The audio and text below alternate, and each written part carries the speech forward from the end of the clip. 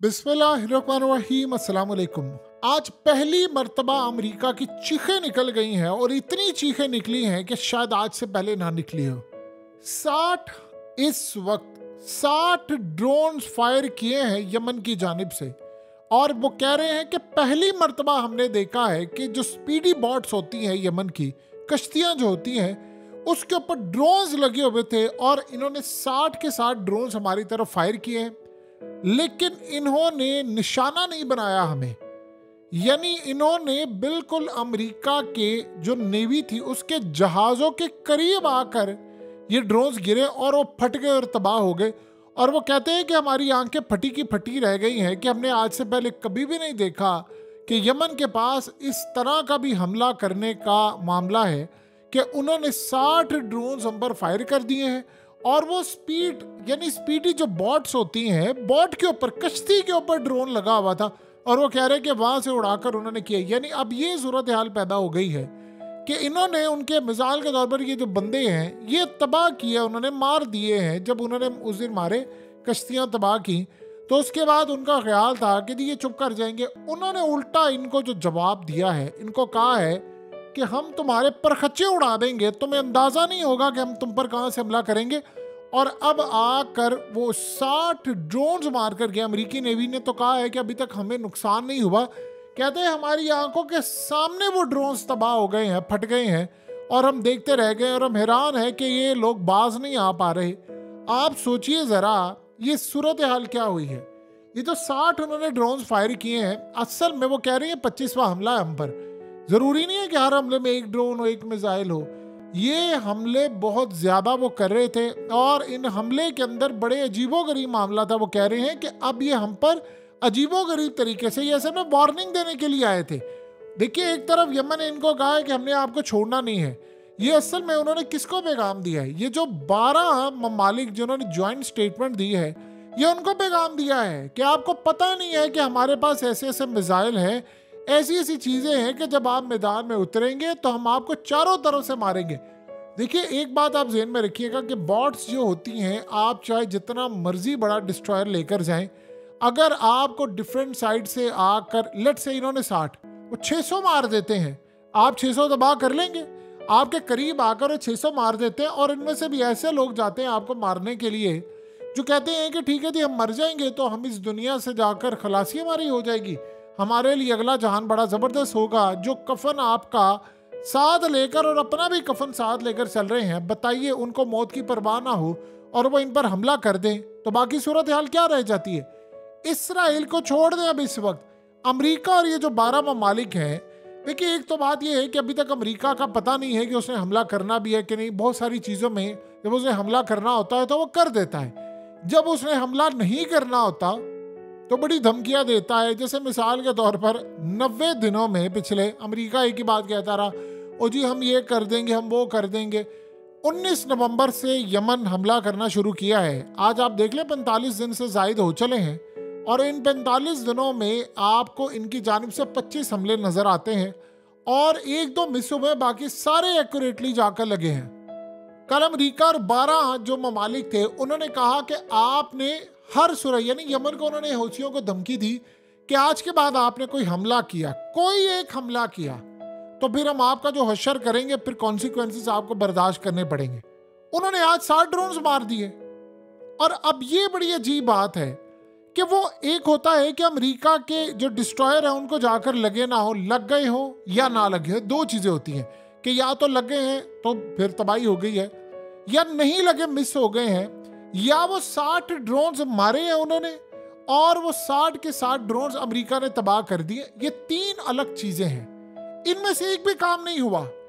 America को drones नहीं लगे, अमेरिका ने ड्रोन्स तबाह नहीं किए और वो ड्रोन्स मिस नहीं हुए।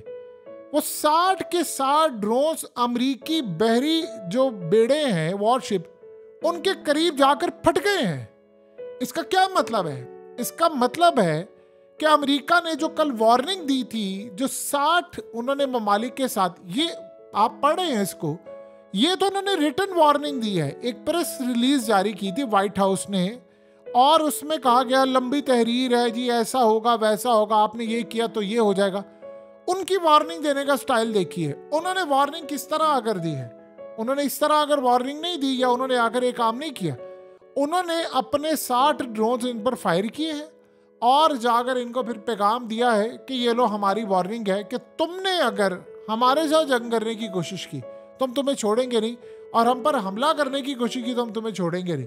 देखिए, एक बात ध्यान में रखिएगा कि यमन की जानिब से ये भी ऐलान किया गया है कि उन्होंने अमेरिका से बदला लेना है। अब ये ताकत का मुजाहरा है या क्या है? इससे एक पैगाम भी जा सकता है कि यमन के पास टेक्नोलॉजी में और बहुत सारी चीज़ें हैं। देखिए, उन्होंने एक और भी काम किया है जो अभी तक इनको समझ नहीं आ पा रही। आप जानते हैं कि उनके पास 33,000, ये बात समझिए, 33,000 कश्तियां हैं उनके पास, उनके मछेरों के पास। और उन 33,000 कश्तियों पर उन्होंने प्लान क्या किया है? छोटे बड़े मिसाइल उन्होंने लगाने हैं और ड्रोन्स लगाने हैं। अब ये तो समझ रहे हैं कि जी हम पर 60 ड्रोन्स मारे गए हैं। अगर आप ये सोचिए, इन 33,000 में से चारों तरफ से अगर एक वक्त में 2,500-3,000, चले आप ये कह लें कि वो बड़ी कैपेसिटी लेकर आते हैं, तो 4,000 ड्रोन्स मार देते हैं और मिसाइल मार देते हैं।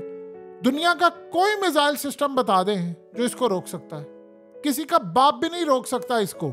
ये इतना खतरनाक मामला हो जाएगा। अगर ऐसी सूरत हाल हो तो फिर क्या मामला होगा? अभी तो सोचिए, वो आप तक आए हैं, वो अभी भी इनको वार्निंग दे रहे हैं कि आप पीछे चले जाए। देखिए, होता क्या है कि आप एक जंग छेड़ देते हैं। यमन ने अभी तक जो कहा वो करके दिखाया। आप एक जंग छेड़ देते हैं, उस जंग में बहुत सारी चीज़ें होती हैं। यहाँ पर उन्होंने अमेरिका को अभी भी पैगाम दिया है कि आप पीछे हट जाएं, हमारी स्ट्रेटजी बड़ी क्लियर है, हमने आपका कब्रिस्तान यहाँ पर बनाना है। इससे क्या होगा कि अब स्ट्रेटजी कुछ ये बनती है कि जो बाकी ममालिक हैं, अभी तक उन्होंने स्टेटमेंट की हद तक वो हैं, उन्होंने आगे आना है या नहीं आना वो एक अलग बात है। और वैसे भी देखिए, कल यमन ने ऐलान किया है कि उन्होंने कल जुमे की नमाज के बाद निकलना है और अपने लोगों को कहा है कि जब आप जुमे की नमाज पढ़ेंगे उसके बाद हम सारे इकट्ठे होंगे, एक जगह इकट्ठे होकर हम ऐलान जंग कर देंगे अमेरिका और बाकी ताकतों के खिलाफ। असल में शायद उन्होंने स्ट्रेटजी ये बनाई है कि पहले हम देंगे वार्निंग के बाद जाकर पूरी कौम को इकट्ठा करेंगे और ऐलान जंग कर देंगे। ये 33,000 जो आपने गाड़ियाँ देखी हैं, ख़ास तौर पर स्पीडी बॉट्स होती हैं, ये कश्तियाँ, ये ईरान भी जाहिर सी बात है, इसमें बहुत सारी चीज़ें उन्होंने दी है और बड़ा कुछ दिया है। तो आप क्या कर सकते हैं? आप इनको रोक सकते हैं? आपके पास ऑप्शन ही कोई नहीं है।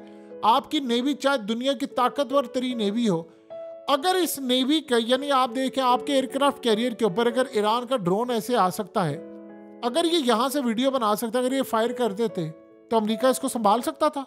अगर अमेरिका में इतनी ताकत होती तो इतनी दूर नहीं, ये बड़ी करीब उसके सर पर आकर ड्रोन है वो तो तबाह कर देते। वो कहते जी ये मेरी जासूसी करने के लिए है। आप किसी की जासूसी करने के लिए भी ड्रोन नहीं भेज सकते। जब आप इंटरनेशनल वाटर्स में होते हैं तो आप इन तमाम चीज़ों का ख्याल रखते हैं। इसका मतलब ईरान गया है तो ईरान ने इनको गले से पकड़ा हुआ है। देखिए, कुदरत को एक चीज़ मंजूर थी, उन्होंने काम ये किया कि अफगानिस्तान में अमेरिका का बना दिया कब्रिस्तान। उससे कब्रिस्तान बनने से ये चीज़ हुई कि अमेरिका मुकम्मल तौर पर सारी दुनिया के सामने बेनकाब हुआ और उसकी बेइज्जती हुई और वो मुकम्मल तौर पर तबाह हो गया। ये तो एक स्ट्रेटजी हमने देखी थी। अब इसके बाद अब शायद ऐसा वक्त आ गया है कि अमेरिका की आखिरी रही सही जो कसर है वो, और ये जो बाकी 12 कंट्रीज हैं वो, आप देखें कि समझदार कंट्रीज में से एक कंट्री है जिसका नाम है सऊदी अरब। सऊदी अरब इस जंग में कूदा है? नहीं कूदा, समझदार था, उसको पता था कि इस जंग के अंदर बर्बादी, उसने अपने आप को डिसंगेज किया। कतर कूदा है या मिडिल ईस्ट की बाकी कंट्रीज कूदी हैं, इजिप्ट भी नहीं आया। ये सारी जो जितनी कंट्रीज थी उन्होंने बड़ा अक्लमंदाना फैसला किया है कि भाई हमने लड़ाई नहीं करनी। तो आप बता दें जो 12 बेवकूफ़ हैं, ये आ रहे हैं उधर से आ रहे हैं, उनमें से असल में वो प्लान ये करके बैठे हुए हैं कि जी हम दूर से आएंगे। उनको अंदाज़ा नहीं है आज एक भी शिप जो है, एक भी कंपनी, शिपिंग कंपनी वो रेड सी से जाने को तैयार नहीं है। देखिए, 500 ट्रिलियन से ज़्यादा की ट्रेड होती है हर रोज़, तो आप इससे अंदाज़ा लगा सकते हैं कि पूरी दुनिया की ट्रेड यहाँ से जा रही है। और मज़े की बात यह है, एक अजीब चीज़ है, चाइना का माल जा रहा है, रशिया का भी माल जा रहा है। अब वो चिढ़ा रहे हैं, ये जो बड़ी बड़ी अब कंपनीज हैं, इनको 2 काम करने पड़ेंगे। एक तो इनको चाइना से डील करना पड़ेगी और इनको रशिया से डील करना पड़ेगी। इनसे बातचीत करेंगे वो कि भाई आप ईरान को समझाएं, वो आगे यमन को समझाएंगे, वो डील एक आपको करना पड़ेगी। अगर नहीं करेंगे तो आपका बिजनेस ठप है। यानी वो एक कहा जाता है ना कि आप बदमाश से आपको डील करना पड़ेगी ताकि मोहल्ले में आप रहते हो बिजनेस कर सके। तो आपको एक काम करना पड़ेगा, आप इस खित्ते के बदमाशों के साथ आप लड़े हैं। चूंकि आप बदमाश थे तो आपने जुल्म किया, यानी इसराइल बदमाश था, अमेरिका बदमाश था, तो उन्होंने आम लोगों पर और ममालिक पर इतना जुल्म किया कि आपके देखता देखते बाकियों ने कहा अच्छा तुम बदमाशी पर आए हो तो हम भी उतर जाएंगे।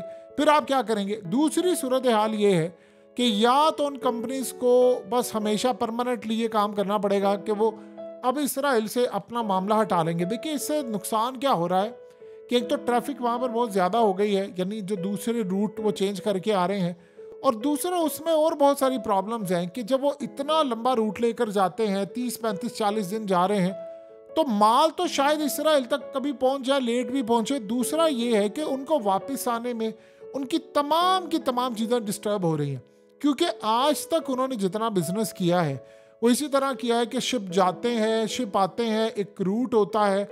अब वो एक जगह से जा रहे हैं, दूसरी जगह से नहीं आ रहे, फलाने से जा रहे हैं, इधर से जा रहे हैं। या आप अंदाज़ा कर लें कि इस वक्त खाली उन्होंने इसराइल को थोड़ी माल पहुंचाना होता है, उन्होंने माल और बहुत सारी जगह पर भी लादना होता है कि मामलात, कंटेनर और ये चीज़ें। तो करते करते इसराइल के लिए तो इस वक्त सूरत हाल है बड़ी अजीबोगरीब। माल वहाँ पर जा नहीं रहा, 173% जो इंश्योरेंस की फीस है वो बढ़ चुकी है, कंपनीज इनकार कर रही है। और दूसरा, अब बताइए ये बॉट्स, अभी प्रॉब्लम ये है बहुत सारी ऐसी चीज़ें हैं जो यमन ने नहीं दिखाई। आज अमेरिका ने कहा जी हमने बॉट देखी, बॉट में ड्रोन्स लगे हुए थे कश्तियों में। अमेरिका ने आज से पहले नहीं देखी, अगर वो इतनी धमकी ना देता तो ये नज़र आती। तो अभी तो उनके पास हो सकता है बहुत सारी चीज़ें हो। देखिए अगर ईरान उनको डायरेक्टली इतना नेविगेट करके रियल टाइम इंटेलिजेंस देकर बता रहा है कि यहाँ हमला करना है, वहाँ हमला करना है, तो एक बात बड़ी अजीबोगरीब है, क्या ईरान बाकी सारी टेक्नोलॉजी नहीं देगा उसको कि आपने जाकर इन पर हमला करना है? अमेरिका का हाल बहुत ज़्यादा बुरा हो जाएगा। अमेरिका इस जंग में ज़बरदस्ती जा रहा है। कल अमेरिका ने इसराइल के भरपूर दबाव के ऊपर एक ज्वाइंट स्टेटमेंट जारी करवा दी, बाकी ममालिकों का आप भी साथ दें।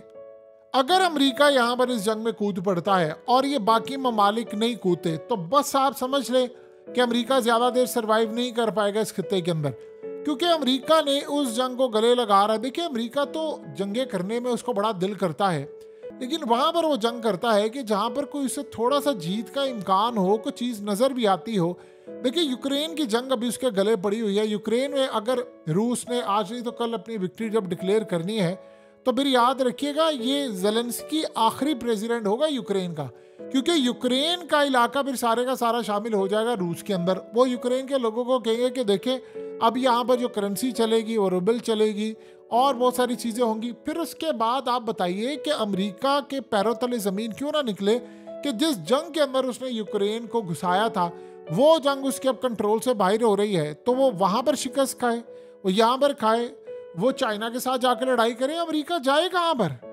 तो लिहाजा अब अमेरिका अपने अंजाम को शायद पहुँच रहा है।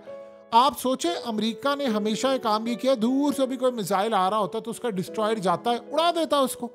पहली दफ़ा हम अजीबोगरीब सूरत हाल देख रहे हैं कि अमेरिका, यानी आप सोचें कि कल जिस शिपिंग कंपनी का जहाज़ इन्होंने तबाह किया, वो कहते हैं कि अमेरिका ने हमें गारंटी दी थी कि आप साथ चले, और अमेरिका के नेवी शिप साथ थे, और उसके बावजूद हमला हो गया और वो डिस्ट्रेस कॉल दे रहे हैं अमेरिका, और अमेरिका बचा नहीं पाया।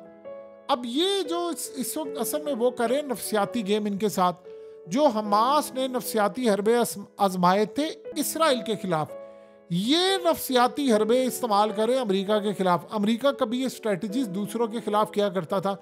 देखिए कहानी का रुख इस तरफ जा रहा है कि अब अमेरिका के पास टाइम की किल्लत है, बहुत ज़्यादा प्रेशर है उसका, यानी इजराइल का बहुत ज़्यादा प्रेशर है। दूसरी जानिब अमेरिका को अपनी स्ट्रेटजी बनानी है, आखिरी फेज़ है। अगर अमेरिका इस जंग में कूद पड़ता है तो इतना नुकसान होगा, दुनिया में अमेरिका ने जो जंगें अपनी मर्जी से की है उसका नुकसान अगर आप उठाकर देख लें तो आप हैरान हो जाएंगे कि अमेरिका के साथ हुआ क्या। चाहे वो वियतनाम की जंग हो, यूक्रेन की हो, चाहे वो अफगानिस्तान की हो, इराक और बहुत सारी चीज़ें। अगर अमेरिका उस जंग में कूदे जहां पर उसका दिल ही ना हो, तो बताए उसने क्या जंग करनी है। बाइडन को जब पेंटागन ने रिपोर्ट दी कि जी ये फिजिबिलिटी आप ऑर्डर करेंगे तो हम यमन पर हमला कर देंगे, तो उसने साथ पूछा कि उसके बाद हमारी जीत के इम्कान क्या है। तो वहाँ पर जो फिजिबिलिटी बताई गई उन्होंने कहा जी 10 से 15% चांसेस है, हमारा इतना नुकसान होगा, ये मामला तो होंगे, मिडिल ईस्ट सारा वहाँ के लोग हमारे खिलाफ हो जाएंगे, नफरत बढ़ेगी और फिर हम कल को कोई भी फैसला मिडिल ईस्ट से अपनी मर्जी का नहीं करवा पाएंगे, क्योंकि वहाँ के जो लोग हैं और वो कह रहे हैं कि जंग हमारे खित्ते में आ रही तो अमेरिका के खिलाफ जो नफरत होगी तो शायद हमें अपने अड्डों से भी हाथ धोना पड़ सकता है। सोचे ये रिपोर्ट आई तो बाइडेन ने कहा कि फिजिबिलिटी नहीं है, ईरान विनर होगा इस जंग का, और उसके बाद उन्होंने एक मोटी सी धमकी दी और वो अभी तक खाली धमकी ही है।